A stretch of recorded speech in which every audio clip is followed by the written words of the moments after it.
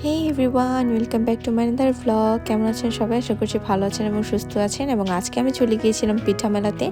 এটাকে আমি শুধুমাত্র পিঠা মেলা বলে আখ্যায়িত করছি, তবে এটা অবশ্যই পণ্য পিঠা মেলা। তবে আমার কাছে মনে হয়েছে পণ্য থেকে পিঠাটা বেশি হাইলাইট করার মতো এখানে ছিল। কিছুদিন আগে বিজয় মেলার যে ব্লগটা আপনাদের সাথে শেয়ার করছিলাম, সেম স্টলগুলোই এখানে ছিল। তবে এখানকার পণ্যগুলো আমার তেমন একটা পছন্দ হয়নি এবং রিজনেবল প্রাইসে খুব ভালো কিছু পাওয়া যাচ্ছে যে ব্যাপারটা তেমনও না, বা হাই রেঞ্জ ও কোয়ালিটিফুল পণ্য পাচ্ছেন ব্যাপারটা সেরকমও না। তবে এখানে যে জিনিসটা সব থেকে ভালো পাচ্ছেন সেটা হচ্ছে পিঠাপুলি বা খাবার আইটেমের যা যা ছিল সব কিছু বেস্ট ছিল।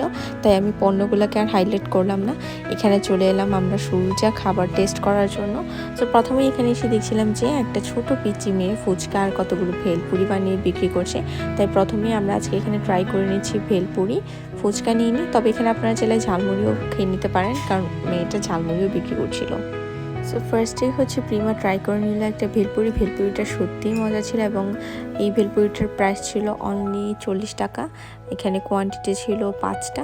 সো ভালোই লেগেছিলো আমাদের সব কিছু মিলিয়ে। তারপর আমরা ভেলপুরিতে হচ্ছে ডেজার্ট আইটেমও ছিল, কয়েকটা কেক ছিল, তারপর ডাবের পুডিং ছিল, নর্মাল পুডিং ছিল। তো আমরা একটা ডাবের পুডিং অর্ডার করে নিলাম, কারণ ডাবের পুডিংটা দেখতে অনেক বেশি ডেলিশিয়াস ছিল এবং এটার প্রাইস ছিল অনলি 50 টাকা এবং কোয়ান্টিটিও ঠিকঠাকই ছিল।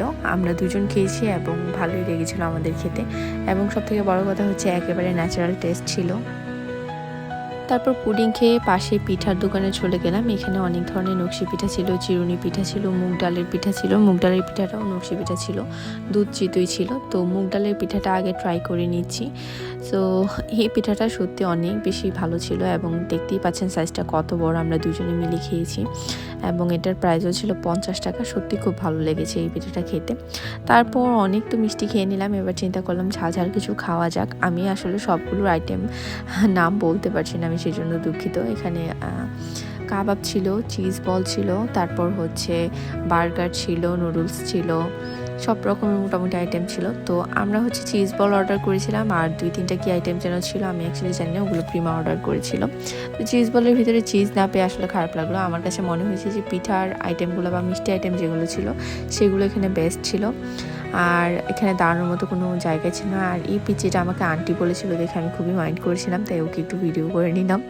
তো তারপর হচ্ছে আমি চিজ বলটা একটু ট্রাই করে নিয়েছি। আমার সত্যি কথা বলতে ঝাল আইটেমগুলো তেমন একটা ভালো লাগেনি, বেশি ভালো লেগেছিলো ডেজার্ট আইটেমগুলো।